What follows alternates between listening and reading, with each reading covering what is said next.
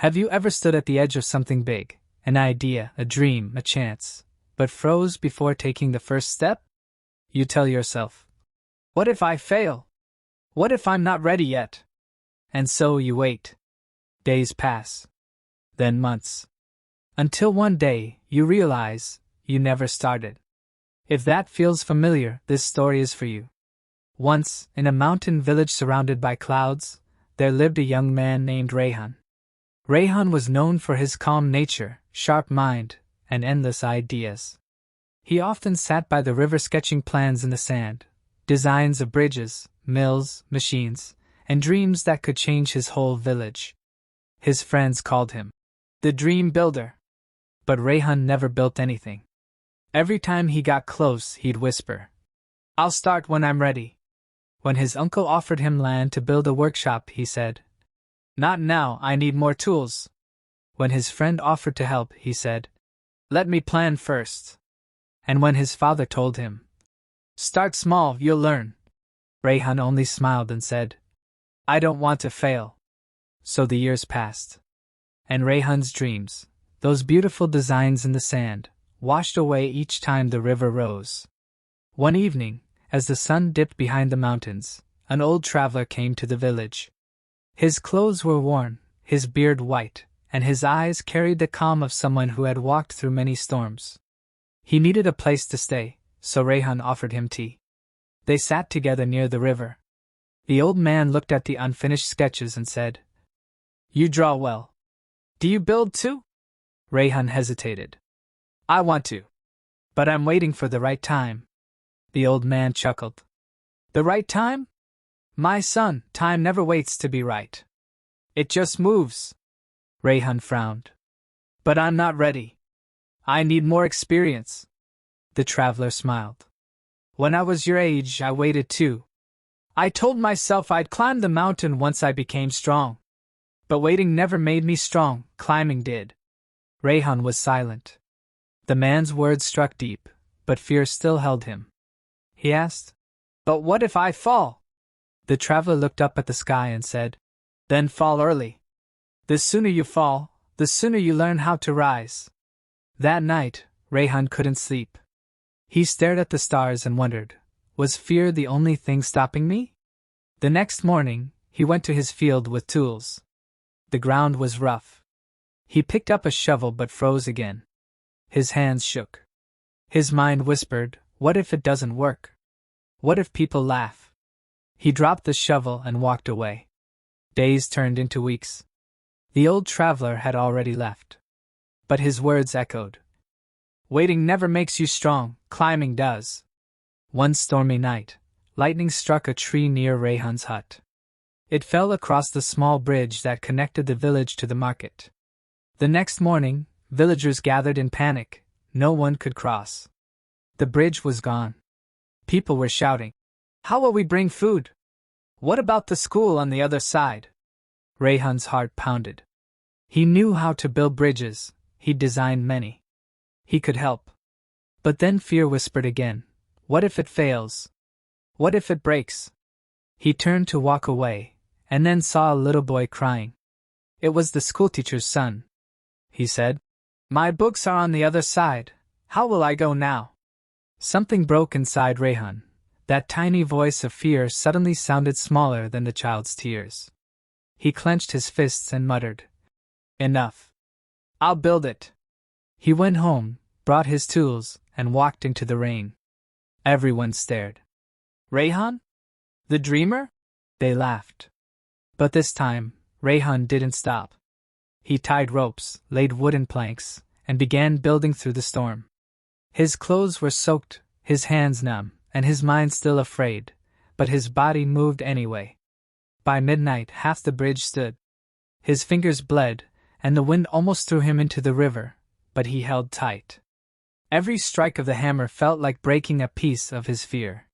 When dawn came, the villagers saw what he had done, a bridge, rough and uneven, but standing strong. The old schoolteacher walked across and hugged him. "You did it, Rayhan." He smiled weakly. "It's not perfect," the teacher said. "Perfection doesn't feed a village. Courage does."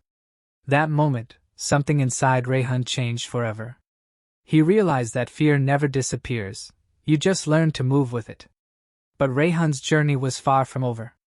Because while he had conquered his fear once, the real test of courage was yet to come, one that would decide not just his dream, but the future of his entire village.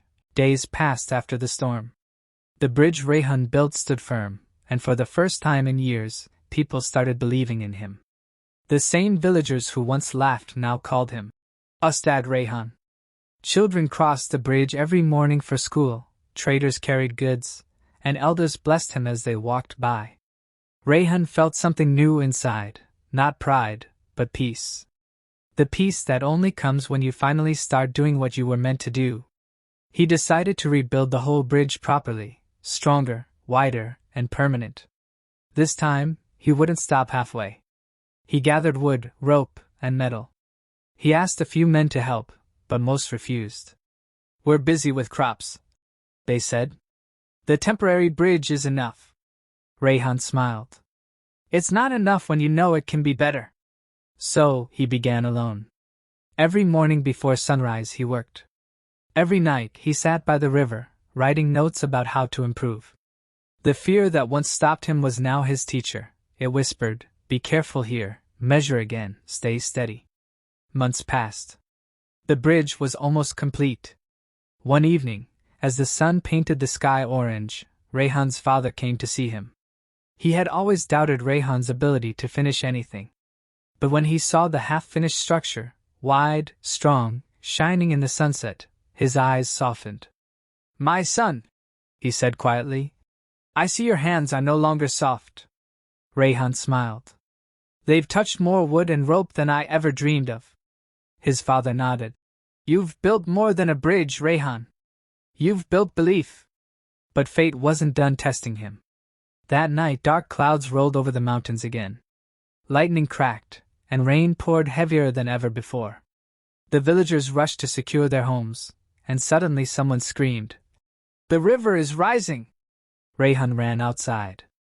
The bridge, his bridge, was trembling under the weight of the flood. Logs crashed into its sides, ropes strained, and parts of the wooden floor started to break away. He didn't think twice. He grabbed a lantern and ran into the storm. The villagers shouted, "Rayhan! Stop! It's too dangerous!" But he kept running, soaked to the bone, eyes fixed on the bridge. When he reached, water was already touching his knees. One side's rope had snapped loose. He tied it again, fighting the current. The lantern fell, but he didn't stop. Each second felt like a lifetime, thunder roaring above, river screaming below. And then, a young boy's voice called from behind, "Ustad! Leave it! You'll die!" Rayhan looked back. It was the same child, the schoolteacher's son.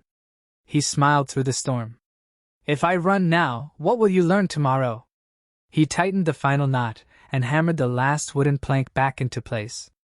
Then, as if nature itself wanted to test his heart, a huge log hit the side of the bridge, throwing him down. He barely managed to hold on. His arms shook, his strength fading. He looked at the roaring water below and whispered, "Not this time." Summoning every ounce of strength, Rayhan pulled himself up and tied the last rope again, tighter than before. The bridge groaned but held. The flood slowly began to calm. The storm drifted away. When morning came, the village gathered near the river. There stood Rayhan, drenched, exhausted, but alive, beside a bridge that had faced the storm and survived. An old woman stepped forward and said, "You didn't just build a bridge, son. You showed us what courage looks like." The teacher's boy ran to him and hugged him tightly. "You saved us again." Rayhan smiled, his voice soft but steady. "No, child. I just stopped waiting for the right time." That one line spread through the village like sunlight. No right time, just right now. People began repeating it, teaching their children, carving it on wooden signs near the river. Rayhan's small bridge became a symbol, not of wood and rope, but of courage. Travelers came to see it and asked, "Who built this?" Villagers would say, "A man who was afraid to start, until he did." Years later, Rayhan became a teacher himself. He taught not mathematics or engineering, but courage. He told his students, "The first step is never easy. Your hands will shake, your mind will doubt, and everyone will say you're not ready.